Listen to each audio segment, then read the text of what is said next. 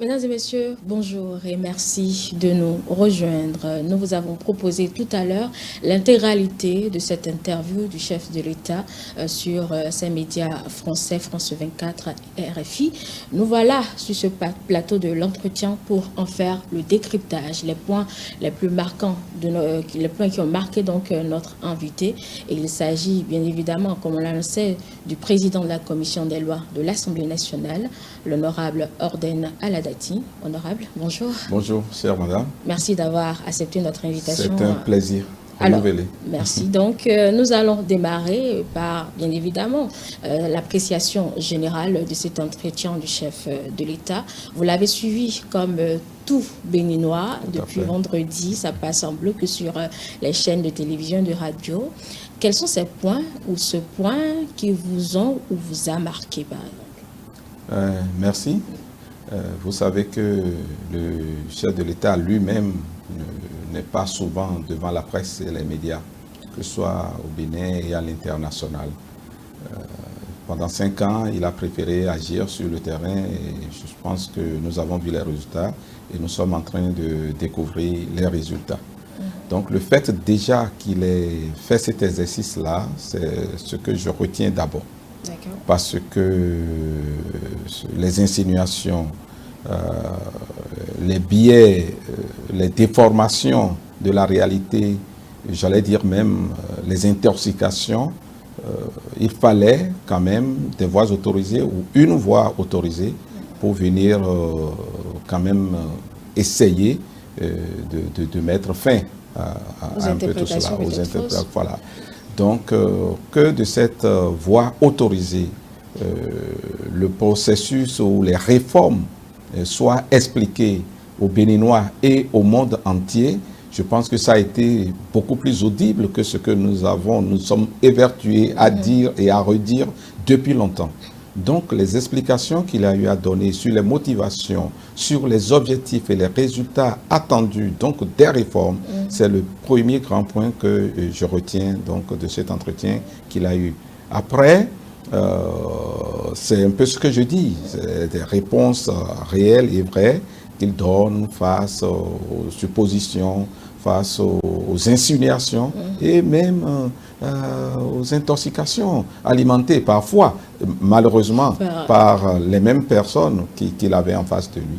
Donc je retiens ces deux aspects et peut-être dans les détails, les points les plus spécifiques qui m'ont marqué, on pourrait revenir là-dessus. Mais je retiens ça et puis après, dire que la lumière sera faite sur tout ce qu'on a pu voir, subir avant et pendant le processus, ce qui a été fait en 2019, on connaît déjà cela, mais que ça a été réitéré donc en 2021, que le chef de l'État ait dit que la lumière et toutes les clarifications seront faites. Je retiens cela et j'attends cela. Justement, par rapport à ce point que vous évoquez, au sujet des arrestations, Patrice Talon s'est monté très ferme. Est-ce qu'il n'y a pas peut-être une possibilité de dissocier les récidivistes des nouveaux par rapport à l'impunité? Non, tout ça là, c'est possible. Mais ce n'est pas le président de la République qui le fait. C'est la justice, encore une fois, qui va essayer de démêler tout ça. Et puis après, on verra qui a fait quoi. Non, Patrice Talon, il est ferme.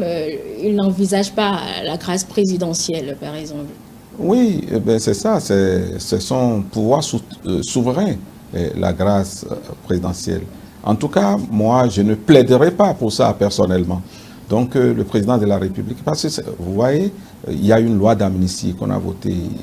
Il s'est trouvé des personnes pour dire que la loi d'amnistie n'était même pas la bienvenue, puisque cela tendrait à organiser l'impunité d'un certain nombre de personnes, et donc les forces de défense et de sécurité. Mais voilà, les forces de défense et de sécurité, beaucoup d'entre eux, c'est pas près d'une vingtaine, donc couchés dans les lits d'hôpitaux. Et ils ont une famille, ils ont des enfants, donc des personnes qui sont parties pour défendre, pour dégager juste des voies que l'on a encombrées, que l'on a barrées, on a tiré sur eux. Et, donc il s'est trouvé en 2019, quand les mêmes personnes ont fait ça, et peut-être d'autres en plus aujourd'hui, pour dire que les forces de défense et de sécurité ne devraient pas réagir. Vous avez fait, ils ont fait preuve de retenue, de professionnalisme. Sinon, on aurait déploré peut-être beaucoup de choses, de dégâts dans le rang aussi bien des militaires que des populations civiles. Moi, j'ai vu sur les réseaux sociaux des gens se prendre possession des engins militaires et comme un trophée dire que voilà. Et quand on a vu ça, et on connaît les militaires, ils ne peuvent pas supporter ça. C'était un affront. J'ai vu une vidéo aussi, et les militaires, quand ils ont fini de rétablir l'ordre, ils ont célébré l'hymne national. Vous voyez un peu la psychologie de ces personnes face à cet affront. Je trouve que c'est intolérable et qu'il fallait quand même que le président de la République soit un peu plus ferme par rapport à ça. Nous connaissons le chef de l'État. Nous qui sommes des supporters du chef de l'État, c'est beaucoup de souffrance parfois pour nous quand nous voulons le suivre dans son feeling. Parce que c'est lui que nous suivons parfois. En 2019, par exemple, il y a eu de nos militants qui ont dit « Monsieur le député, qu'est-ce qu'on fait ?» Mais ces personnes-là, ils ne nous égalent pas. Ils ne sont pas aussi nombreux que nous. Donc, permettez-nous de sortir.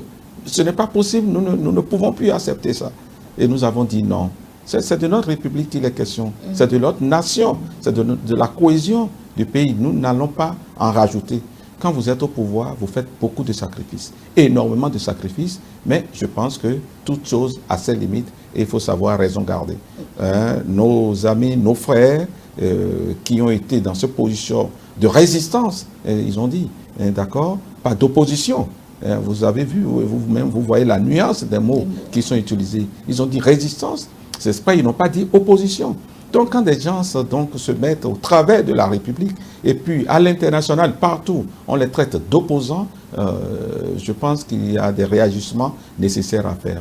Nous sommes majoritaires, et je le dis très souvent, et je pense que c'est la posture du président de la République qui a permis de maintenir cette troupe-là disciplinée et conciliant, sans jamais opposer la haine à la haine, la violence à la violence. Mais ce qui paraît invraisemblable, honorable, c'est qu'on fait le point dans le rang des forces de défense et de sécurité, mais dans l'autre camp, on dit qu'il y a probablement 2 morts parce qu'on n'a pas eu de corps, on ne peut pas l'affirmer. Mais comment on le sait?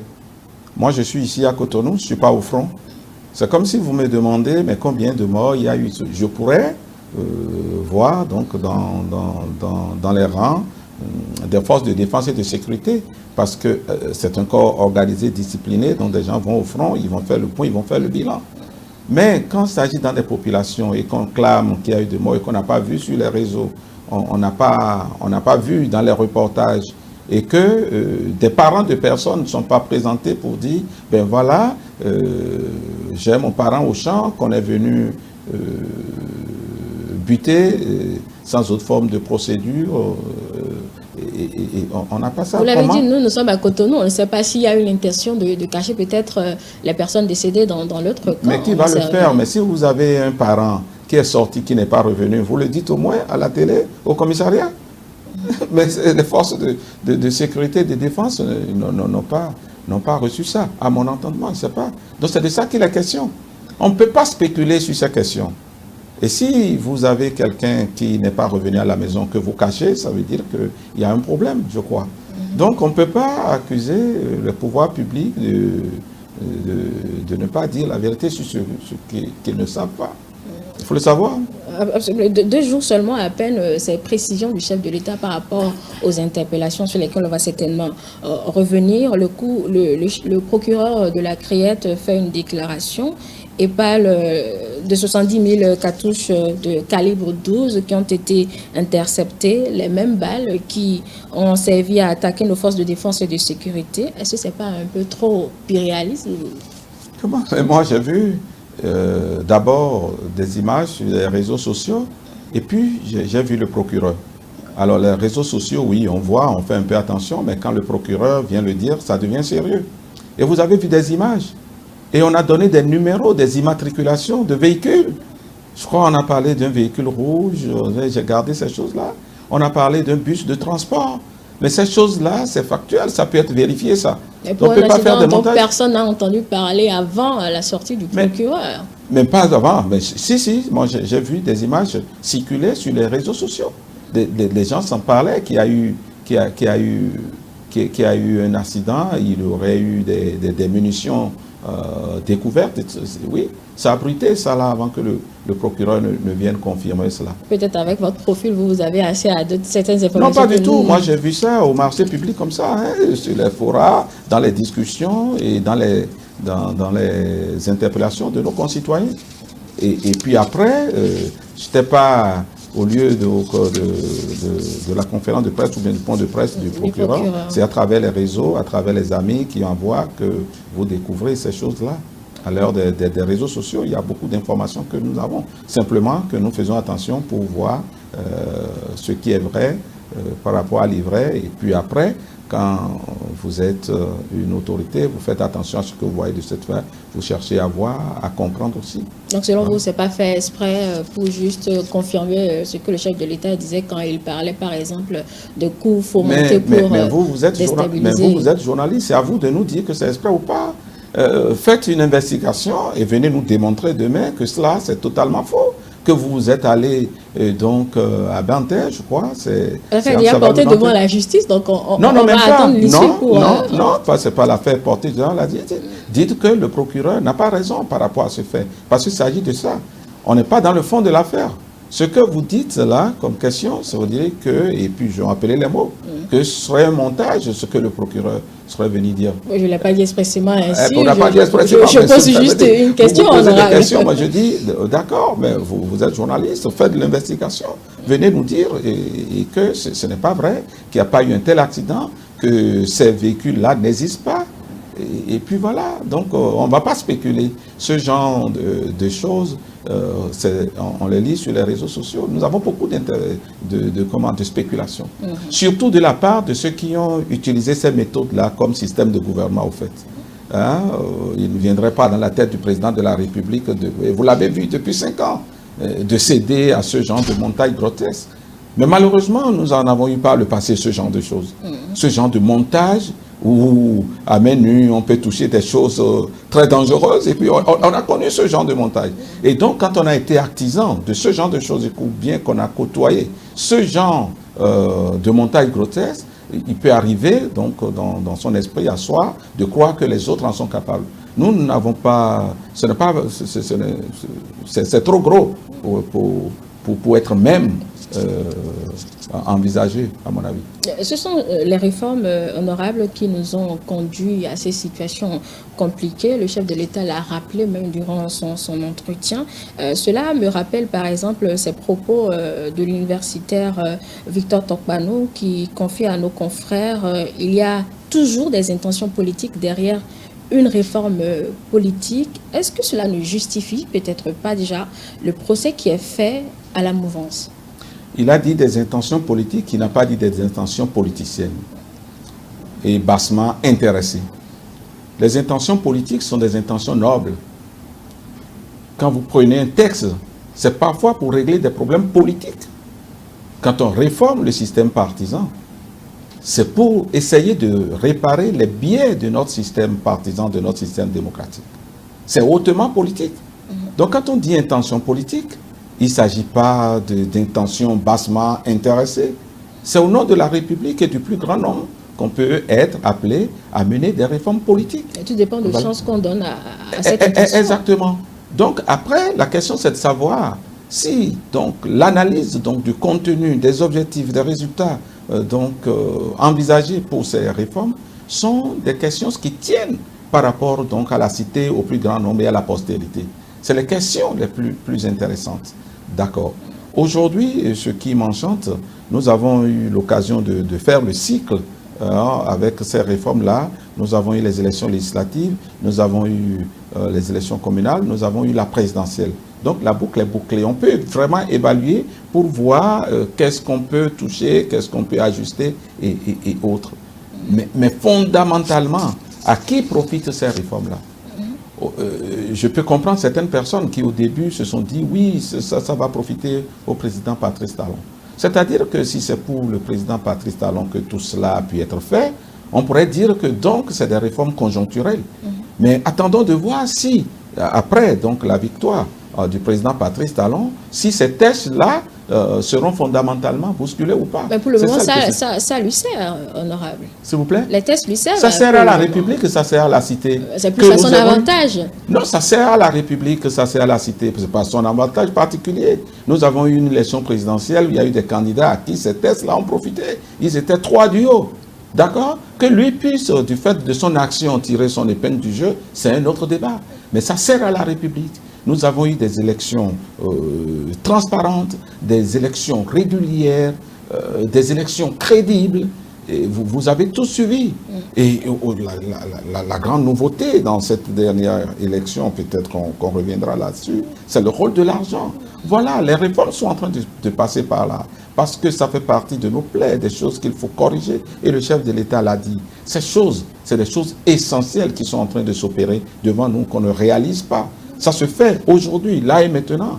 Avec un peu plus de courage, de persévérance, je pense que nous irons loin dans ce genre de réformes qui visent l'assainissement du paysage et pour le bien de tous.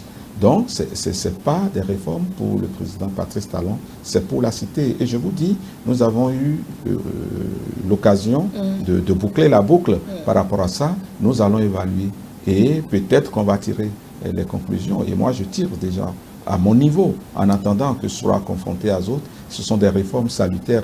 Il faut maintenir le cap par rapport à tout ça. L'utilité de la réforme, on s'est accordé tous là-dessus. Elle était importante. On devait la faire. Mais qu'est-ce qui s'est passé? Est-ce que c'est un défaut de communication? Pourquoi la mouvance et l'opposition n'ont pas eu le même niveau de compréhension de ces réformes-là? Et on en est arrivé à ce à quoi on assiste aujourd'hui. D'accord. Quand on voit la charte des partis politiques, qu'est-ce qu'il y avait à comprendre? Il y avait à s'exécuter. Il n'y avait rien de particulier. Nous avons été d'accord là-dessus. Et ça fait partie des lois qui ont été les plus consensuelles, les plus concertées. Le président de l'Assemblée nationale d'alors, le président Adrien Oumbedi l'a annoncé. Nous avons à Zalaï Hôtel organisé un séminaire national. Tout le monde y était. Nous avons discuté, rediscuté les points et nous en sommes arrivés à un minimum d'entente de tous. Mais il se fait simplement que dans les rapports de force, ceux qui ont estimé qu'ils n'étaient pas gagnants déjà, a priori, dans les rapports de force, ont décidé donc de saboter la réforme. C'est de ça qu'il est question. Et ont engagé un bras de fer, donc au fin du sabotage de la réforme. Et puisque vous étiez majoritaire et eux, ils sont en minorité, oui. C'est normal qu'ils se sentent lésés, ils ne se sentent pas mais pas lésés, ça on appelle les règles du jeu. Non, c'est pas ça. Quand vous faites les règles du jeu, eh bien, il faut y aller. Quand vous réalisez que vous, en évaluant vos forces à vous, vous n'y pourrez pas, vous ne sabotez pas. Vous vous armez pour être plus fort demain. Vous ne sabotez pas pour dire nous, tel que c'est fait, en tout cas de toutes les façons, nous ne pouvons pas nous en sortir. Mais il y avait une condition pour s'en sortir. Laquelle? La condition, c'est de se mettre ensemble. Ce que nous avons fait. Quand on a voté la charte des partis politiques, moi je vous dis que moi, j'étais dans un parti qu'on appelle, que ça n'existe plus ce parti. Ce parti, il est totalement dissous. Alternative citoyenne. Je vous dis que le jour où on a procédé à la dissolution du parti, ça s'est fait à Abomey, je me rappelle très bien, nos militants ont pleuré, à chaudes larmes. Nos militants ont pleuré parce que c'est affectif. Nous avons généré, nous avons souffert pour ce parti. Nous avons tous concédé qu'il fallait pour notre pays finir avec ces partis nucléaires et tout ça. Nous sommes d'accord. Mais au moment de passer à l'acte, c'est douloureux. Mais nous l'avons fait. Nos militants ont pleuré, mais nous l'avons fait. Mais certains ont voulu rester dans leur confort. Ils ont dit non. La condition sine qua non pour pouvoir s'en sortir, c'était ça. Vous allez voir et observer que tous ceux qui ont refusé donc de prendre le départ par rapport à ce genre de sacrifice, ils ne s'en sont pas sortis. Et la réforme est faite pour qu'ils ne s'en sortent pas, au fait. Ceux qui ne font pas le sacrifice. Et le sacrifice, c'est une seule chose. Se mettre ensemble. Se mettre ensemble pour être plus fort. Mais ça ne suffit pas, puisqu'il y a eu des niveaux de verrou qui... C'est le niveau de verrou. Tous ces niveaux de verrou ont été conçus pour obliger les gens à être ensemble. Puisque quand vous avez suivi, quand moi j'étais à l'université, quand il y a eu la conférence nationale et au lendemain, il y a eu des voix, des sachants et autres forces politiques qui ont estimé qu'il fallait déjà prévoir des mécanismes par lesquels il faut discipliner les partis politiques. Et je me rappelle, mon professeur, j'ai dit mon professeur, Robert Dosso, je le rappelle, il dit non, avec le temps ça va se tasser, ça va s'apaiser, laisser multipartisme intégral. Mais ça a échoué. C'est pour ça que moi, mon professeur Robert Dosso, qu'il puisse dire que le multipartisme intégral qu'il a prôné, qu'il nous a conseillé à l'université, ça n'a pas prospéré 30 ans après. On a laissé les choses se faire, mais ça s'est empiré au jour le jour. À la veille, donc, de la réforme du système partisan, nous étions 278 partis politiques. Ça a échoué. On a laissé faire, mais ça n'a pas marché. Alors, il en a convenu de mettre des mécanismes qui puissent permettre de nous discipliner, nous de la classe politique. Ces mécanismes ont été concertés. Sur des questions essentielles, on a été d'accord. Sur certains autres points, on n'a pas été d'accord. Mais sur les points où on n'a pas été d'accord, la volonté de qui s'impose? De la minorité ou de la majorité? Voilà l'un des points de discorde que nous avons. Si nous nous entendons, ça marche. Et Dieu sait que sur beaucoup de points, nous nous sommes entendus. Mais c'est vrai que sur certains points, nous ne sommes pas entendus. Mais sur les points sur lesquels nous ne sommes pas entendus, on fait comment? On discute, on discute. À partir d'un moment, il faut prendre la décision. Et la décision, le Parlement, ça se fait par le vote majoritaire dans le pays. Après, ça s'est fait et certains disent, nous sommes au 229, ça ne se passera pas. On l'a dit sur vos plateaux ici. Nous sommes au 229, cette loi ne prospérera pas. C'était ça. Mais c'est la faute à qui? Donc, selon vous, c'est le défaut de s'être mis ensemble, de n'avoir pas pensé à un regroupement qui a failli du côté... Il y a eu une succession de choses. Déjà, ce qui a empêché psychologiquement certaines personnes de se mettre ensemble, c'est le fait de croire que quand on a fini le processus de discussion, de négociation, de dialogue, il ne faut jamais décider.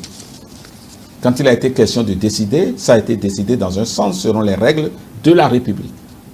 Mais il s'est trouvé des 10 sachants pour mettre la tête dans un certain nombre de personnes que ce qui a été voté unanimement presque au Parlement, 2 abstentions, que ça ne pourra pas être appliqué. Je pense que ce sont ces personnes qui ont fait du tort aux autres. Parce que quand les gens se disent sachants et viennent, et pour vendre ce genre d'illusion, certains malheureusement, des âmes faibles, croient en cela. Deuxièmement, il y a eu l'ego d'un certain nombre de personnes. Au moment où nous, je parle alternative citoyenne, nous avons consenti de dire, demain par rapport à notre pays, il faut aller dans ce sens. Donc nous passons en Conseil national, parce que bon, le Congrès, ce n'est pas évident, en Conseil national, pour dissoudre notre parti et nous mettre en ligne, ensemble avec d'autres, pour créer un grand parti politique. Nous l'avons fait. Au moment où nous l'avons fait, le sacrifice, c'est que moi j'étais secrétaire général de mon parti Alternative Citoyenne. Mais je n'ai pas retrouvé cette position à l'Union progressiste. Donc de peur... Vous êtes quand même à une bonne position. Ça dépend, oui, par rapport à beaucoup d'autres, oui. Mais maintenant, le fait de perdre ce genre de position, oui, je suis président du parti, je suis vice-président, je suis secrétaire général, je suis trésorier après. Certains n'ont pas voulu perdre ce genre d'attribut, de titre et donc de sources de marchandage politique inhérent parfois à cela. Ils n'ont pas voulu le perdre, donc du coup ils ont dit non, nous nous autosuffisons, nous allons le faire. De toutes les façons, vous ne pouvez pas nous dire de nous mettre ensemble. Nous ne voulons pas nous mettre ensemble. Nous n'allons même pas nous conformer parce que vous avez vu tout ça. Et le train, pensant ce temps-là, le train passait et le train allait. le train, ah ben, il faut que le train parte. Supposons un instant que ces partis se sont mis ensemble. Déjà que la FCBE, qui aujourd'hui a des maires, n'est pas au Parlement, comment ils auraient pu, si on doit parler du parrainage, aujourd'hui c'est vrai que le débat n'est plus là, comment ils auraient pu avoir participé peut-être aux différentes échéances? Non, déjà, vous avez dit FCBE. Ça a été douloureux pour nous de constater malheureusement que les FCBE n'ont pas pu remplir les critères pour aller aux législatives, au fait. Parce que c'est le point de départ à un certain niveau. Hein. Sinon, quand les textes ont été votés, les FCBE ne sont pas mis à la tâche. Ils n'ont même pas pu se mettre à la tâche parce qu'en ce moment, ils disaient que la loi ne doit pas être appliquée, en fait. Parce qu'elle était difficile, c'était un peu brusque, plus ou moins. Écoutez, mais c'est brusque pour tout le monde. Il faut prendre les dispositions. Je vais vous faire, ce n'est pas une confidence. Quand nous étions en train de préparer le congrès constitutif de l'Union progressiste, moi j'y ai participé fortement. Nous avons demandé à tous ceux qui souhaitent être membres fondateurs de l'Union progressiste d'avoir à déposer à notre siège provisoire qui est chez le président Abraham Zizroué, d'avoir à déposer donc dans ce siège provisoire les dossiers de membres fondateurs que l'on connaît. Et seuls ceux dont les dossiers étaient à jour ont été invités au congrès. Parce que nous savions que si nous allions au congrès sans demander aux gens donc d'avoir à déposer leur dossier, au lendemain se mettre à courir toute l'étendue du territoire pour aller rassembler les dossiers afin de la constitution des pièces requises, nous ne pourrions pas. C'est cela, nous avons anticipé. Mais pendant qu'on faisait ça, mais il y a certaines personnes qui étaient sur votre plateau, sur vos plateaux, en train de dire non, nous sommes au 229, cette loi ne passerait pas. Donc à la veille, lorsqu'ils ont vu que malgré tout, ben, la loi était en vigueur et devait être appliquée, ils se sont mis à la tâche, mais malheureusement, je pense qu'il leur a manqué un peu de temps. Ou simplement, vous leur avez, comme on le dit chez nous, damé le pion à l'avantage. Ça dépend. Je pense que le ministère de l'Intérieur et le ministère de l'Intérieur qui a toujours, certains ont cru même dans la réforme, que le fait pour le ministère de l'Intérieur d'avoir délivré les récépissés et autres était une innovation de la réforme. Mais non, mais pas du tout. C'est le ministère de l'Intérieur qui l'a toujours fait. Simplement que ce n'était pas très bien fait. Hein? Par exemple, nous, on a été surpris quand le ministère de l'Intérieur a rejeté beaucoup de nos dossiers. Parce que, quoi, nous faisons dans la complaisance et dans la légèreté. Vous êtes à Cotonou, député de Cotonou et autres. Vous voulez déposer votre dossier de membre fondateur, mais puisque vous êtes né à Abomey et consort, un week-end vous êtes à Abomey, vous passez chez le délégué du quartier et vous prenez votre certificat de résidence. D'accord? À Cotonou, vous êtes de Cotonou, mais dans votre dossier, vous donnez un certificat de résidence d'Abomey. Le ministère de l'Intérieur a dit non, on ne peut pas. Ces choses, personne ne les a contrôlées par le passé. Personne. Pour une fois, on dit non, il faut appliquer nos tests, il faut contrôler, ils l'ont fait. Ça s'est révélé, on nous a fait une notation d'une 30aine de pages. Et nous sommes mis en œuvre, et pour sur tous ces dossiers. Voilà, on dit non, vous êtes ici et c'est le maire d'un autre qui a signé, qu'on sort ces choses-là. C'était plein dans les dossiers. On a corrigé tout ça. Donc ça a été pour tout le monde. Donc personne n'a verrouillé pour des gens particuliers. Ça a été les mêmes règles pour tous. Et puis moi, ça m'a fait mal, hein, puisque dans les réformes, on fait des spéculations. Et j'ai dit sur vos plateaux ici qu'au moment où l'on faisait des réformes, je vous ai dit, moi j'étais alternative citoyenne. Mais le parti, à mon avis, le plus implanté dans le pays en ce moment, parmi ces partis, on pouvait citer les FCBE. Parce que c'est un parti de pouvoir, et un parti constitué au pouvoir a nécessairement des gens un peu partout. Absolument. Donc les FCBE avaient la représentation nationale, à mon avis, au niveau factuel en tout cas, qu'il fallait. Si donc certains n'étaient pas allés donc en opposition face aux tests que nous-mêmes nous sommes librement donnés, je pense que les FCBE auraient été dans le combat en 2000. Mais certains n'avaient pas intérêt que ce soit fait comme ça. Parce que le processus ayant été lancé, je vous ai dit, il fallait saboter le processus. Et certains directeurs de conscience, parce que nous étions au Parlement à la 7e législature, et nous, on se parle, on s'écoute. Et il y a eu des maires qui ont dit non, ne faites pas. Pourquoi? Non, n'allez pas. N'acceptez pas ça. Pour saboter, pour que ça ne réussisse pas. Pour savoir, vous ne voyez que le sabotage. Non, je vais vous dire quelque chose. Regardez les réformes entreprises et les mutations profondes qu'il y a au niveau du Bénin sur le plan économique, sur le plan des infrastructures. Regardez l'eau, regardez l'énergie, regardez les routes. Si la stratégie a été, par des discours, de brouiller tout ça dans l'opinion, pour ne pas montrer que celui qui est venu en 2016, puisse en un laps de temps, puisse être en train de faire ses prouesses. Si ce pays-là, on ne sait pas semer du trouble, mais ça va se révéler ce qu'on a fait. Donc on a essayé de mettre des virus en mettant de la pression, de la tension. Ça a été une stratégie. Malheureusement, qui est à son aboutissement, là, c'est terminé.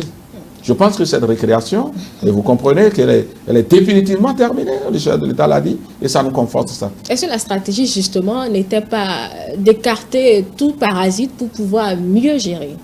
Non, nous sommes en compétition politique, et ce n'est pas bon pour la démocratie qu'on ait... Mais attends, on ne pouvait pas envisager qu'il n'y ait pas d'opposants au Parlement. Mais cela dit, nous sommes dans une compétition, qu'est-ce qu'on fait? Quand le ministère de l'Intérieur étudie les dossiers et que des dossiers ont des biais et que ne sont pas, on va dire, ah oui, parce que c'est ce que certains ont espéré au fait. Certains ont dit, non mais on ne peut pas aller aux élections sans opposition, c'est pas possible. Mais on oublie que ça ne se décrète pas. On oublie que c'est un dossier, c'est des papiers, c'est des tests et que c'est donc la légalité. Nous avons prévu des choses pour être qualifiés. On fait l'évaluation. Mais c'est dans la mort dans l'âme qu'on constate que certains qui sont peut-être des gens qui devraient être là, c'est la mort dans l'âme que vous constatez, qui n'ont pas été qualifiés. Ça fait mal. Hein? Vous faites un examen et peut-être le trio qu'on connaît, parce que dans une classe, on sait à peu près quand on fait une compétition ou bien quand on se prépare à aller à un examen, ce qui à peu près pourrait s'en sortir. Vous analysez, mais oui, quand on fait nos analyses, il pourrait aller A, B et C qu'on sort. Mais malheureusement, pour la présentation des dossiers, vous remarquez peut-être que telle personne n'a pas pu avoir sa pièce d'identité parce que ça s'est perdu le lendemain. Et puis, bon, tout le monde se désole. Tout le monde se dit, oh, mais... D'accord. Donc, certains n'ont pas pu participer, ça nous a fait mal. Vu que certains ont échoué, donc, comme vous le disiez, à ces législatives là, de 2019 n'ont pas donc pu participer, 2019, oui.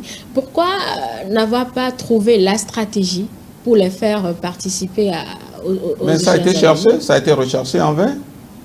Vous avez suivi le président de la République, non? Pour dire, mais moi je ne peux rien. C'est un test de la République et tout. Donc moi je ne veux pas y déroger. Mais si au Parlement vous vous entendez dans les limites du protocole additionnel de la CEDEAO, ben moi je suis partant. Vous ne vous êtes pas entendu alors? Non, on ne s'est pas entendu, mais vous avez tout suivi. Est-ce que ce n'est pas une intention aussi de définitivement les écarter, comme je le disais tout à l'heure? Mais pourquoi vous ne dites pas que c'est l'intention de certains de ne pas y participer, ayant anticipé sur leur faiblesse? C'est la lecture que nous avons.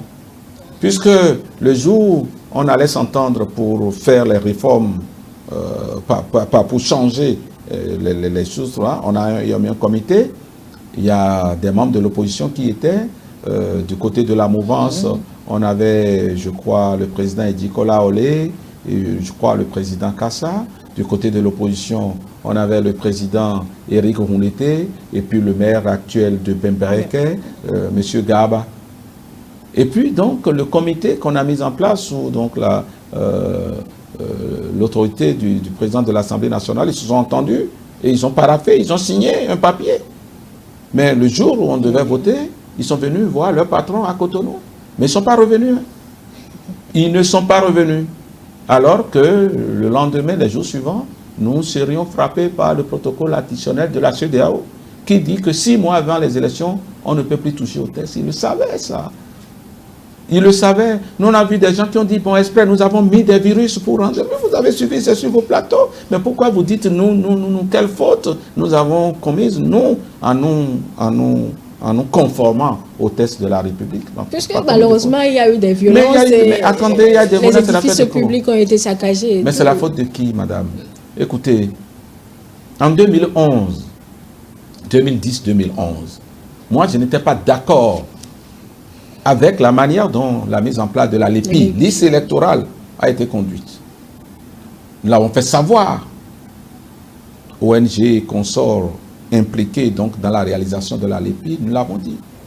Nous avons été reçus 3-4 fois par le président Yaya Boni qui dit laissez tomber au nom de la République, on va corriger. Mais on y a cru. Le président Yaya Boni n'a pas corrigé. Je me rappelle, moi j'étais au carrefour Ménotin, c'était au carrefour de Bénin Marché, pour une marche pour dire non, il faut corriger la LEPI. Et il y a une des responsables, de mes co-responsables, qui est montée sur le terre-plein central pour dire « Ah bah, je dis non, nous ne sommes pas venus pour ça, madame. Nous voulons la LEPI. » Pas de « Ah bah, nous voulons la LEPI. » C'est ce que nous avons été en tant qu'opposants. Allez demander à certains amis, que je ne vais pas nommer ici, avec qui nous étions dans la liste, mais qui sont dans la résistance aujourd'hui. Lorsqu'il a été question, donc, avant 2011, de marcher, quand des gens sont proposés qu'on puisse marcher sur la place du souvenir, je fais partie de ceux qui ont dit nous n'allons pas marcher sur la place du souvenir. Parce qu'en marchant sur la place du souvenir, vous êtes à proximité de la présidence et le pouvoir politique va prétester de cela pour vous gazer et pour tirer sur vous. Ce que nous avons envie de montrer, c'est que nous sommes fâchés, nous ne sommes pas contents. Nous le faisons loin de la présidence pour que le président de la République, lui, de son mirador, il puisse voir que son peuple est fâché. C'est ça l'objectif des manifestations. L'objectif des manifestations n'est pas de dire nous allons lui prendre le pouvoir. Vous avez vu en mai 2019 où des badauds ont dit oui, maintenant là nous avons brûlé le ministère de la fonction publique, allons tous à la présidence. Vous avez suivi ça, vous avez vu ça. Quel pouvoir laisse ça? Vous avez vu ceux qui nous donnent des leçons quand les gens sont envahis le Capitole? C'est la garde nationale qui est sortie, la garde nationale. Et vous avez vu les armes qu'ils avaient en main? Ce n'étaient pas des matraques. Ceux qui nous surveillent, c'est ça qu'ils ont fait. Donc, ne nous posez pas de questions sur donc ce que certains auraient dû faire qui n'ont pas fait. Demandez-le leur. L'autre idée de la réforme du système partisan, honorable, vous l'avez dit, c'est les grands rassemblements. Mais on constate toujours des démissions. La dernière en date, c'est celle de votre collègue, le ministre du Tourisme et de la Culture. Est-ce qu'il n'y a pas aussi quelques, je vais dire, manques de vices qui ont été mal vissés, des vices qui ont été mal vissés? Il n'y aura rien à faire pour conditionner les libertés individuelles. Si demain, moi, je ne me sens plus à l'aise par rapport à mes convictions, à ma pensée, à l'UP, je pourrais démissionner. Je ne le ferai pas, hein, ce n'est pas d'actualité. Pour aller où? Non, mais on peut même démissionner et sortir de la politique par conviction, par convenance personnelle. Mais si on n'en est pas là, on peut toujours créer encore peut-être son mouvement ou son parti. On peut créer son parti, je préfère dire parti, parce que la vie politique est organisée par les partis politiques. Je pourrais dire parti. Mais il faut faire les formalités d'abord. Ça fait 15 personnes par commune et tout ça, là, il faut pouvoir le faire. Mais alors, s'assurer après, quand aux élections, des 15%. Finalement, là, il y a une petite faille. Non, il n'y a pas de faille. Il n'y a pas de faille. Ce sont les libertés. Vous ne pouvez pas contraindre les personnes à rester. Non, ce n'est pas vrai. Vous ne pouvez pas. Mais ce qu'on peut faire, c'est comment on fait pour contenir la transhumance. Dans les réformes, par contre, personnellement, je ne suis pas encore satisfait des mécanismes que nous avons trouvés. Parce qu'il a semblé que nous sommes opposés des contraintes constitutionnelles pour ne pas aller plus loin de ce que nous avons fait. Donc vous pensez encore à retoucher Nous ne pensons pas, mais c'est des lois, non? Je vous ai dit en l'entame que nous venons de boucler la boucle. On va évaluer, non? Il peut y avoir des retouches. Ce que nous reprochons, c'est pas... On peut se performer. L'opposition peut participer pour dire ceci. Mais c'est le fait de dire jamais nous ne ferons pas. Mais pour le moment, l'opposition n'y est pas. Donc ce sera encore vous qui allez toucher avec toutes les... S'il vous plaît. C'est vous qui allez encore retoucher aux lois. Je n'ai pas dit, mais si ça s'impose, on le fera. Pourquoi pas? Nous sommes les élus du peuple et nous avons un mandat. Et pendant le mandat, nous allons faire ce qu'il faut pour que ce pays se développe. L'essentiel, c'est que ce ne soit pas des choses que l'on fait pour nos intérêts égoïstes. Si c'est pour le peuple, c'est ça qui permet à la démocratie de s'enraciner, donc de s'éclore, nous allons le faire. À chaque fois que ce serait nécessaire, nous allons le faire. Parlons à présent des interpellations, honorable Aladati. On a vu Joël Aïvo qui est actuellement en prison, Ricky Amadougou, pareil, et d'autres personnalités dont je ne veux forcément pas citer les noms ici. On a demandé au chef de l'État, par exemple, si Yahya Boni est dans son viseur. Il a dit s'il s'avérait qu'il se retrouve impliqué, il allait répondre de ses actions. Est-ce réellement répondre de ces actions où effectivement Yahya Boni est dans le viseur du chef de l'État? Vous voulez que moi je vienne contredire ce que le chef de l'État a dit? Je suis venu pour analyser ce que le chef d'État a dit. Le chef d'État a dit à la face du monde, mais pourquoi Yahya Boni serait dans son viseur? De façon particulière. Le président de la République est président de la République de tout le monde, président de Yahya Boni. Pourquoi il prendrait Yahya Boni dans son viseur de façon particulière? Mais non. Mais il a dit quelque chose qui m'a intéressé moi personnellement. C'est-à-dire que si les enquêtes révèlent que le président, enfin pas dire Yahya Boni, monsieur Yahya Boni, ancien président de la République, se trouverait mêlé de près ou de loin, qu'il en répondra. Et il faudrait que les Béninois se disent ça. Moi j'ai vu en France le président Sarkozy condamné. Mais ce président Sarkozy était quand même un candidat potentiel contre Macron. Personne n'en s'est ému pour dire oui, le président Macron est en train d'écarter. Encore que le président, l'ancien président Yahya Boni, qu'est-ce qu'il a? Il ne peut plus être président de la République au Bénin. En quoi on pourrait le calculer? Non, je pense que... Parce qu'on trouve qu'il gêne peut-être. Non, mais gêner, il y en a un qui insulte. Le problème, si vous gênez et que vous n'attentez pas contre la République, il n'y a pas de souci. Mais si vous gênez et que ce n'est pas par la pensée et que c'est par des actes de terrorisme, parce que certains, quand on dit terrorisme, ils crient, mais le code pénal est précis. D'accord? Il crie, le code pénal est précis, à définir ce que nous appelons au Bénin terrorisme. Donc si vous êtes convaincu de ces actes-là, vous allez en répondre, qui que vous soyez. Il y a certains qui vont très même loin, qui vont très loin. Vous avez suivi aussi le président de la République, qui peut insulter le président de la République quand même, mais il n'a pas été. Voilà, ça dépend, ça dépend. Ailleurs, on aurait pu. Vous avez suivi au Togo, des gens qui ont soutenu là-bas et qui sont venus nous donner des leçons ici. Il y a un ancien ministre à parler de la République et tout ça, mais il est inquiété là. Mais ici au Bénin, on insulte le président de la République du matin au soir, mais il ne dit rien à personne. Nous, les soutiens du chef de l'État, nous ne supportons plus cela. Mais c'est comme si, donc, dans la cité, nous n'avons pas de volonté, nous, les soutiens du président Patrice Talon, nous ne soutenons plus cela. Et moi, je vous dis ici, les prochaines fois que ça va se faire, nous allons porter plainte si le président de la République ne peut pas le faire. Vous avez vu un ancien président qui, du matin au soir, insulte le président de la République. Il insulte. C'est un personnage public, pas jusqu'à atteindre à l'institution qu'incarne le chef de l'État. Non. Un pouvoir public, on peut le critiquer. C'est peut-être la critique que vous interprétez. Ce n'est pas moi qui interprète. Je ne vais pas reprendre ces paroles ici, parce que c'est des paroles indignes de votre plateau. Mais vous avez suivi ça. On ne peut pas tolérer ça. Et je pense que la récréation devrait finir aussi de ce point de vue-là. Mais déjà qu'on n'a pas encore atteint cette maturité, les interpellations de Madougou et Aïvo. Quelle maturité? On crie, j'y viens, on crie à la libération parce qu'on estime qu'au vu des têtes des intéressés, on ne peut pas les tasser de terroristes et tout. On va peut-être retrouver, ça c'est moi qui caricature ainsi, Yahya Boni devant la justice. Déjà qu'on n'a pas atteint cette... Ne spéculons pas, personne n'a dit ça. Maturité-là. Est-ce qu'on ne craint pas encore d'autres histoires? Non, vous savez, l'essentiel, c'est que la justice fasse son travail et quand il sera établi que quelqu'un est mêlé, qu'on puisse avoir les éléments factuels qui permettent de le dire. C'est tout.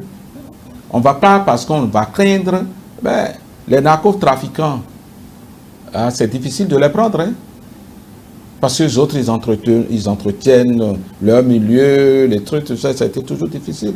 Mais parce qu'on craint que donc ceux à qui ces personnes ont toujours fait des biens puissent se dire, ne sont pas contents, ne sont pas d'accord, est-ce qu'il ne faut pas les poursuivre, les narcotrafiquants? Il faut le faire malgré cela. Donc, quelqu'un qui est donc en contradiction donc avec les textes de la République, la loi, il faut qu'il en réponde. Ne pas le faire serait organiser une République donc d'impunité et de poids de mesure. Ce n'est pas bien pour la cité. Il faut que chacun puisse répondre de ces faits. Déjà. Hein? Avant l'arrivée du président Patrice Talon au pouvoir, il y a plein de personnes, de personnalités publiques qui se sont retrouvées en prison. Hein? L'ambassadeur Adovel Andé, c'est un jour de Noël hein, qu'on l'a incarcéré ici. Hein? Il y a quelques partisans qui ont gesticulé, mais rien n'y fit. Mais quand vous avez cité ces personnes-là, il y a des personnalités plus représentatives au Bénin qui sont en prison. Hein? Okay. Mais vous n'en parlez pas. Oui, mais c'est à peine que vous l'avez remarqué, puisque vous n'en parlez pas. Hein, les anciens maires de Calavi, des personnalités qui sont même des personnalités politiques, qui travaillent à la présidence de la République, qui ont été incarcérés, ils sont en prison. Mais vous n'avez pas retenu leur nom. Vous n'avez pas retenu leur nom, puisque ce ne sont pas des opposants. Donc être opposant, c'est un blanc-seing pour faire tout ce que... Non, mais c'est ça ce que vous insinuez. C'est ce que vous insinuez. Être une personnalité, surtout de l'opposition, dont vous pouvez tout faire. Non. Quand moi j'étais de l'opposition, je n'ai pas tout fait. Quand j'étais de l'opposition, dans les discussions pour préparer les marches, il a été question de faire la marche et même de passer devant la résidence de l'ancien président Yahi Boni. Il y a eu des personnes pour dire non, là c'est quand même un peu risqué parce que des gens peuvent déborder et faire. Et quand à partir de 2016, certains n'ont pas respecté ces mesures-là, on a dit que c'était de la dictature au fait. On a oublié ce que nous avons été dans le pays, tout le monde l'a oublié. Et je pense que nous devons cela au président de la République, à son leadership. Il nous dit très souvent, mais tous les Béninois sont des Béninois. Est-ce qu'à un moment donné, vous les politiques, vous ne vous retrouvez pas, ou bien vous ne vous estimez pas au-dessus de la loi? C'est peut-être ce qui Nous ne nous estimons pas, c'est ce que la société a organisé, il ne faut plus permettre ça. Vous avez des immunités, par exemple, vous, parlementaires, vous avez une immunité, dans tout pays, mais ce n'est pas pour des faits, c'est pas pour des faits criminels. L'immunité du parlementaire, c'est pour ce que l'on dit et ce que nous défendons dans l'exercice de nos fonctions. Ce n'est pas pour les faits criminels. Hein. Vous êtes député, vous commettez un acte criminel, on va vous prendre tout de suite.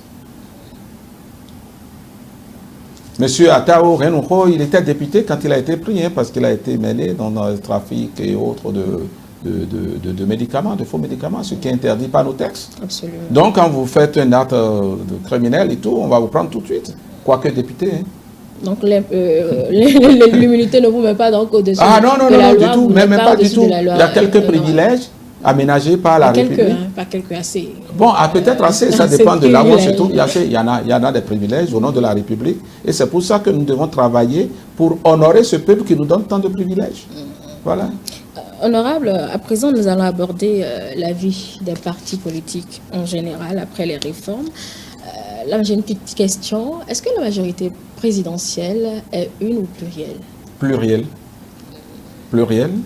Aujourd'hui, dans la majorité, en tout cas, les partis qui ont soutenu le chef de l'État en fin d'exercice et qui va prendre service, fonction dans sa nouvelle mandature à partir du 23 prochain. Nous avons le premier parti, c'est l'Union progressiste, du point de vue des dernières élections. Aujourd'hui, s'il faut classer, vous avez l'Union progressiste. Après, vous avez le Bloc républicain. Et bon, après, on va dire sur quelle base vous vous fondez, mais je dirais le PRD, je dirais l'UDBN et je dirais Moël Bénin, qui sont 5 partis régulièrement constitués au Bénin qui soutiennent le chef de l'État. Chacun de ces partis a sa ligne politique. Nous, par exemple, nous sommes progressistes, la social-démocratie. Écoutez, donc, le Bloc républicain, il se réclame libéral. Après, bon, on va interroger les autres dans leur ligne idéologique. C'est déjà ça. Après, nous n'avons pas les mêmes instances de direction. L'Union progressiste, aujourd'hui, donc, dans cette transition, a un présidium, après une direction exécutive, après son bureau politique, et puis. Et il en va de même pour le Bloc républicain et autres. D'accord? Il se fait qu'aujourd'hui, nous sommes convaincus que le président qui a fini son mandat devrait pouvoir continuer et nous nous entendons sur ça pour l'accompagner afin que donc la nouvelle mandature 2021-2026 étonne davantage le monde que ce qui a été jusque-là. Pour ça, nous devons donc de taire un peu nos égos, de faire des efforts de collaboration pour que, aux côtés du président de la République que nous avons en partage, nous puissions avoir les résultats qu'attendent ce peuple-là. Mais en dehors de ça, nous ne sommes pas les mêmes. Nous ne sommes pas les mêmes. Nous sommes les mêmes derrière le chef de l'État, dans la conduite, dans l'action gouvernementale.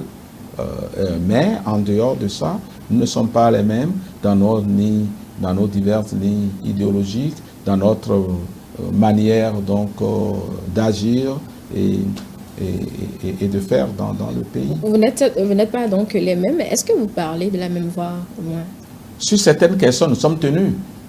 Quoique, même sur les questions sur lesquelles nous sommes tenus de parler de la même voix, nous observons à l'interne quelques dissonances que nous essayons de corriger de terre. Heureusement que nous avons un chef d'orchestre qui essaie donc de réguler tout ça et pour que la musique soit quand même audible et harmonieuse par rapport aux résultats que nous comptons envisager par nous tous. Au moins, nous sommes convaincus et ça, c'est dans la pensée de l'État. Donc, nous faisons assez de concessions aujourd'hui.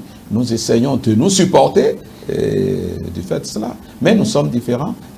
La preuve est que si ce n'est pas des compétitions, pas la compétition présidentielle, vous nous avez vu nous affronter aux législatives d'abord et vous avez vu nous affronter aux élections communales. La lutte n'a pas été facile, au contraire. Même à l'occasion de la présidentielle, là, sur le terrain, ce n'est pas évident. Il a fallu que l'on fasse, on a eu une direction de campagne unique. Nous avons même monté des cadres de concertation au niveau communal. C'est-à-dire des cadres de concertation qui intègrent chacun des partis qui soutiennent le chef de l'État, afin que notre action sur le terrain soit harmonisée. Il ne sert à rien que moi, UP, je vienne organiser un meeting dans vos locaux ici et qu'à côté, Moël Bénin, le BR sont en train de faire pour les mêmes publics et consorts. Donc, il a été nécessaire. Et c'est ça que nous devons faire, parce que nous sommes en train de soutenir le même programme de développement du pays pour le quinquennat qui vient. Et chacun devrait donner de lui-même pour que les résultats soient atteints. C'est ce que nous demande d'ailleurs le chef de l'État. Et c'est ce que nous pensons que nous devrions faire. Donc en dehors de ce soutien, plus rien ne vous lie, est ce que vous êtes en train de dire? Non. La nation et le pays nous lient. Nous avons le pays en partage. Le développement du pays nous lie. Il y a beaucoup de choses qui nous lient. Mais dans notre ligne d'action, dans notre ligne opérationnelle, nous ne sommes pas les mêmes. C'est ça. Je retiens que vous n'êtes pas forcément les mêmes, mais si tel est le cas, comment vous envisagez les législatives de 2023? Est-ce que vous ne pensez pas que l'opposition va vous ravir la vedette simplement? Ah non, chacun lutte pour ça, pas que l'opposition. Chacun fait en sorte que l'autre partie de la mouvance ne lui ravive pas la vedette déjà. C'est pas que l'opposition. Moi, je suis à Cotonou. Je fais en sorte de maintenir le leadership sur Cotonou. C'est ça qu'il faut faire. Et chacun des autres partis a ça là comme objectif. En dehors de ça, il y a l'opposition qui est en face. Et donc au niveau stratégique, on va voir ce que nous faisons d'abord chacun pour être le plus fort dans son fief. Et puis après, comment faire pour que ce ne soit pas l'opposition qui nous dame les pions. C'est ça la lutte politique. Et l'animation de la vie publique et politique aussi, c'est cela. Donc c'est une compétition, nous irons en compétition. L'essentiel, c'est d'aller en compétition avec les armes régulières. Et les armes régulières, c'est contenu dans nos textes. La Constitution et les textes électoraux et le droit pénal et tout ça du pays. C'est ça, le cadre. Tant que vous êtes dans ce cadre-là, libre à la compétition, mais quand vous quittez ce cadre-là, vous n'êtes plus dans la République et puis après, vous êtes considéré comme un délinquant et voire un criminel. Même un terroriste, si vous allez trop loin. On va s'intéresser maintenant à votre titre honorable, président de la Commission des lois. Entre maintenant et 2023, pardon, est-ce que le président de la Commission des lois peut nous rassurer qu'il n'y aura pas d'autres réformes? Ah, mais comment je vous rassure qu'il n'y a pas de réforme? Je ne suis pas le géniteur des textes. Nous avons lancé il y a un peu plus d'un mois la session ordinaire, qui est la première de l'année. Il y a un certain nombre de textes déjà dans notre agenda. Et on va aborder ces textes. Au nombre des textes, par exemple, il y a la réforme de l'administration, je ne l'ai pas dit territoriale, c'est-à-dire que tel que notre décentralisation, il y a ça. Maintenant, est-ce qu'on le fait tout de suite ou après? Ça fait partie de l'harmonie que nous devons chercher ensemble avec la NCB, ensemble avec les autres collègues députés et même ensemble avec le gouvernement. Ça, c'est la révision de quelques textes de loi, retoucher quelques textes. Non, je dis, il y a beaucoup de choses, il y a beaucoup de textes. Maintenant, il y a des textes qui participent de réformes profondes, d'autres non, et ainsi de suite. Donc voilà, nous allons légiférer. D'aujourd'hui à 2023, nous n'allons pas arrêter de légiférer. Et puis voilà, déjà dans les textes qui sont adoptés, qui sont en vigueur, vous savez que la Sénat a été réformée. La Sénat qui a gouverné les dernières élections, la dernière élection présidentielle. En principe, selon les textes, cette Sénat-là ne devrait plus être là. Les nouveaux textes envisagent une Sénat qui n'est pas celle qui est en exercice. Mais simplement dans les dispositions transitoires, on a estimé que la Sénat, donc telle qu'elle est, conduit la présidentielle. Et puis après, un nouveau conseil électoral sera mis en place. Après, un directeur général des élections. C'est la réforme. Après, les gens vont croire que c'est... Mais c'est déjà les textes qui l'ont consacré. Vous savez, par exemple, qu'au niveau de la liste électorale permanente informatisée, le cycle est terminé. Nous avons bouclé les 10 ans. Et puis après, on ne parlera plus de l'EPI. D'accord? Tel qu'on va faire là, c'est déjà... la liste sera tirée du RAVIP. Sous l'autorité de l'ANIP et autres. Donc voilà, ces questions-là, ça sera mis en œuvre durant le prochain quinquennat. Ce sont des réformes profondes, soit qui ont été déjà prévues, mais qui n'ont pas été mises en œuvre, qui le seront, et peut-être d'autres à venir, j'ai dit peut-être, puisque ce n'est pas le président de la commission des lois qui détermine ce qui a fait l'agenda du Parlement, non. C'est-à-dire que les propositions, les projets parviennent au Parlement, et le président du Parlement a fait à la commission ce qui lui sied, et il lui convient d'affecter à la commission ce que nous étudions et nous donnons des indications à la plénière. Et la plénière est libre de suivre ces indications ou non. La plénière, elle est souveraine. Absolument. Puisque 2023, c'est la date de la prochaine élection, précisément l'élection législative, on parlera encore certainement de l'opposition, mais ma question sera précise sur le dialogue. Est-ce qu'un dialogue n'est pas mieux qu'un bon procès honorable? Non, pas de... Ça dépend. Ça des procès, ça dépend. Si quelqu'un commet des actes intentatoires à la République, ça c'est un procès. On ne peut pas faire ça et dire non, c'est un procès. Donc dans une République normale. D'accord. Ben, nous sommes dans une République normale. Et vous avez dit 2023 et vous estimez qu'il faut toucher aux choses. Ben, on va en discuter, on verra. Nous sommes au Parlement, d'accord?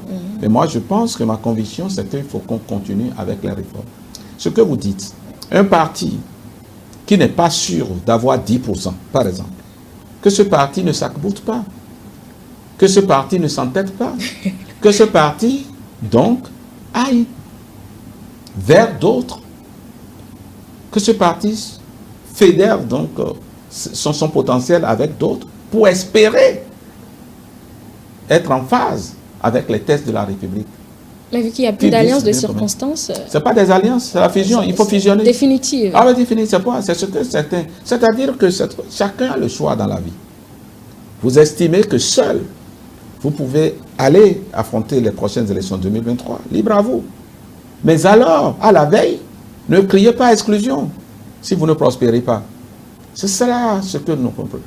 Au fait, ce qui nous arrive par rapport au dialogue, vous savez, nous avons un chef d'orchestre que nous avons élu en 2016, que nous venons de réélire, qui est venu en 2016 avec un projet de société qui est précis.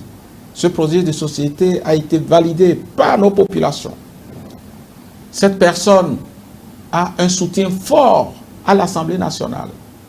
Depuis la 7e législature, quand le président est venu, il avait à peine 8 députés, mais très vite, il y a une grande majorité du Parlement qui a été... Et vous savez, la première révision de la Constitution qui a été rejetée, c'est 20 et quelques personnes. Donc il y en a eu 60 et quelques qui ont fait le BMP. Donc déjà, c'est une majorité confortable pour faire passer. Ce n'est même pas nécessaire d'exclure même les autres. Puisqu'au Parlement, c'est la majorité qui décide.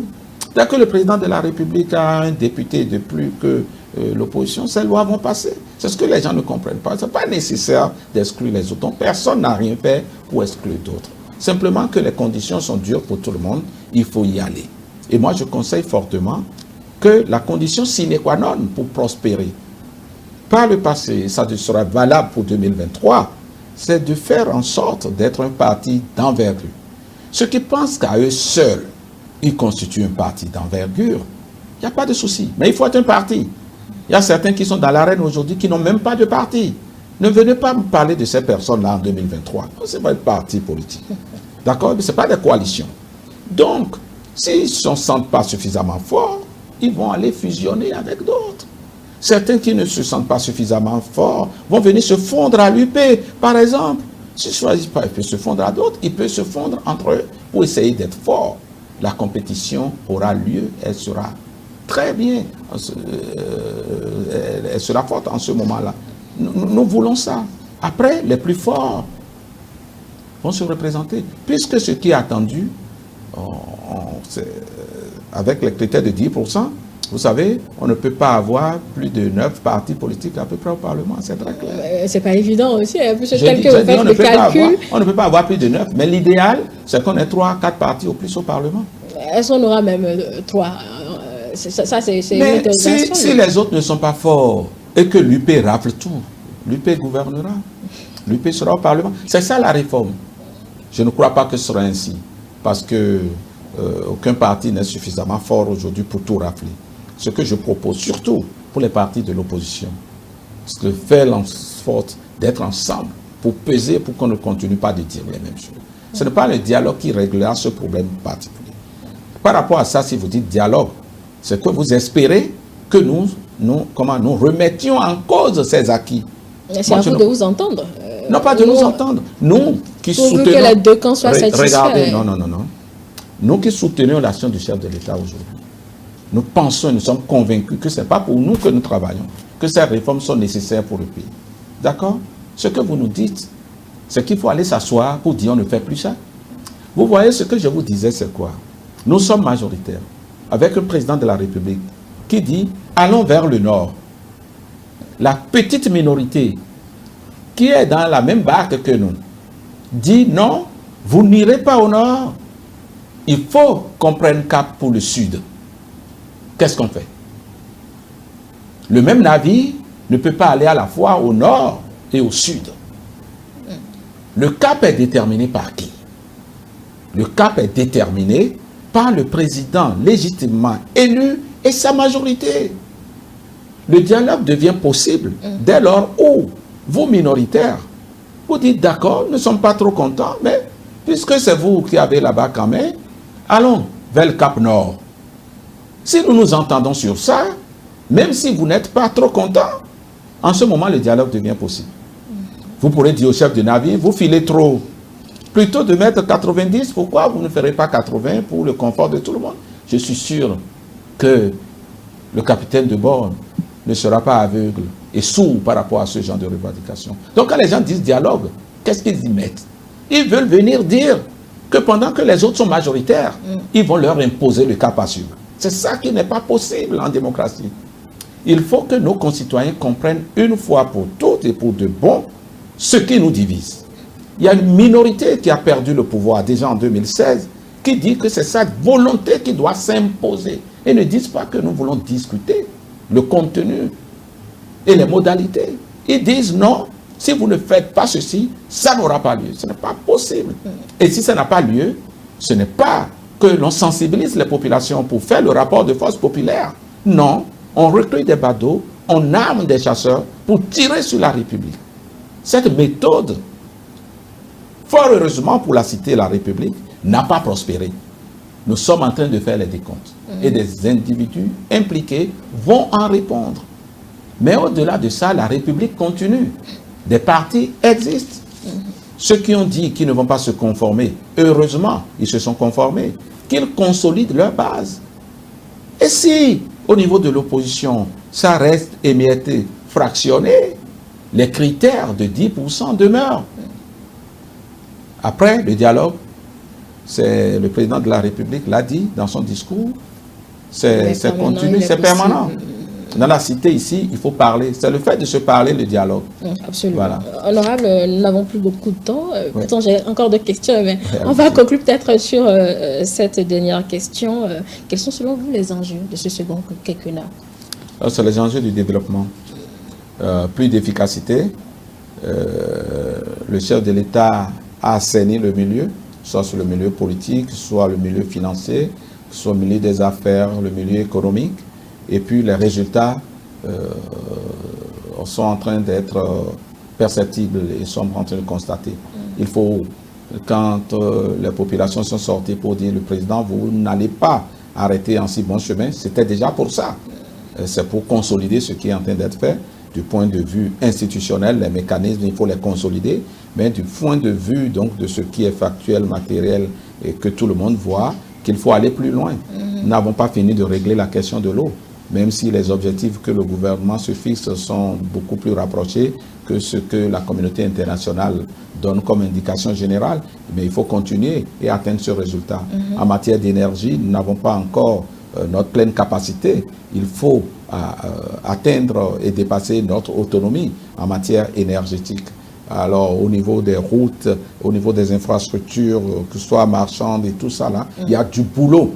Les chantiers ensemencés, entamés, qui ne sont pas achevés, il faut les achever. Il y a d'autres chantiers qui ne sont pas. Et surtout, maintenir les réformes structurelles. C'est ce que le président Patrice Talon a fait de formidable et que moi je soutiens. Les routes et autres, c'est très bien, mais si l'édifice, la bâtisse, donc sa fondation n'est pas solide, tout cela peut ne pas durer dans le temps. C'est pourquoi il faut qu'on maintienne le cap par rapport à la fondation qui est mise. Il faut le consolider dans ce quinquennat. Il faut que la fondation qui sera mise permette à ces réformes-là de durer dans le temps. Et puis qu'on fasse preuve de la même rigueur qu'on a eu à faire. C'est dur pour chacun. Au fait, ce qui se passe aussi dans le pays, c'est que les soutiens du président de la République comprennent et soutiennent, même quand c'est dur. Mais ceux qui ne sont pas proches disent non, ça ne peut pas se faire.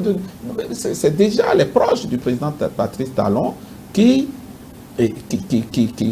font des sacrifices par rapport aux résultats qu'on est en train de voir. Et puis tout le peuple, parce que tout le monde n'est pas dans les partis politiques et autres.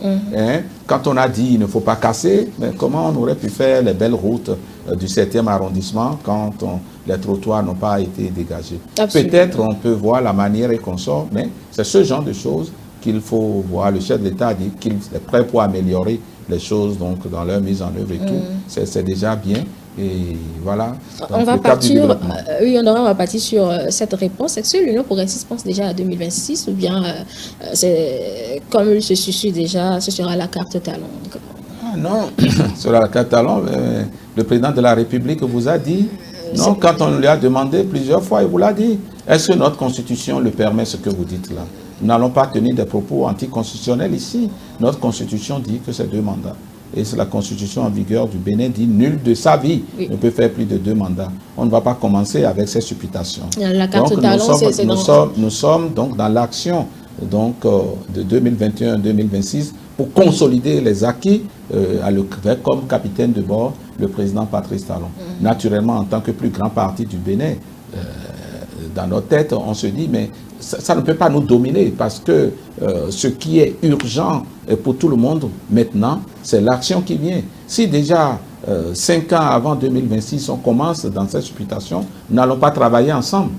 Tout le monde aura le regard rivé sur 2026, mais comment nous allons cohabiter au gouvernement? Comment nous allons développer le pays?